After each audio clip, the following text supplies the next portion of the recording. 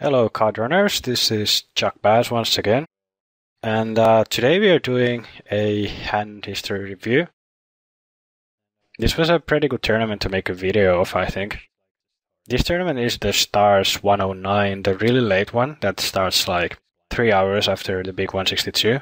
It's sometimes a 6-max, sometimes a full ring. Today was the full ring version. This was a Monday, so not a lot of good players were playing.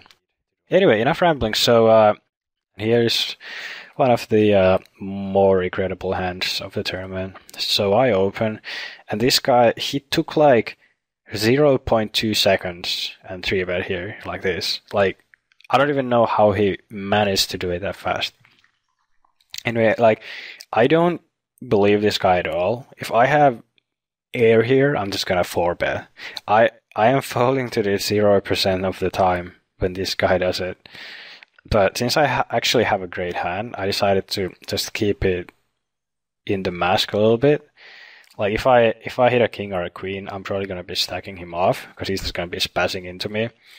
And I'm expecting my king high to be good quite often as well. I'm just going to be happy to show it down on some boards. I have position. I can rep the types of boards where I don't actually hit. So I just think it's a pretty good flat. That's not a good flop, but I'm just not going to be falling to the c-bet. I still think I'm miles ahead of his range, given what a sputard he is. So I'm just calling with the plan of seeing what happens, basically. That's a good turn for us. He snap checks, and when he snap checks, it actually makes me a bit worried, because like he checked in like 0.5 seconds, and kind of made me worry that he might have a showdownable hand of some kind here. Because I think he would definitely be barreling if he had like Jack 10, Queen 10, Queen Jack. And he would probably be barreling with like Ace 6, Ace 7. Like anything with any kind of equity, I'm pretty sure he'd barrel. So when he checks, I'm pretty sure he might actually either have just something he's giving up, or like a 5 or a 9. I also don't think he has an 8 or a straight here. So the question is, should I bet? And it's a pretty good one. Like if he bet here, I would still actually be calling, because I think I'm just going to be beating his Queen 10s and all those things. But when he does check, I just think that it's probably okay to bet small here, because I also don't think he's going to be having a flush draw here. So I'm not sure. He might be check shoving a flush draw, which will make betting a bit bad.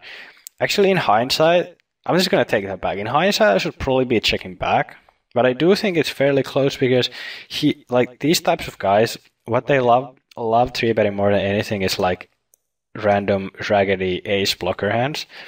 So I do think he's going to be folding ace deuce, ace 3, ace 4.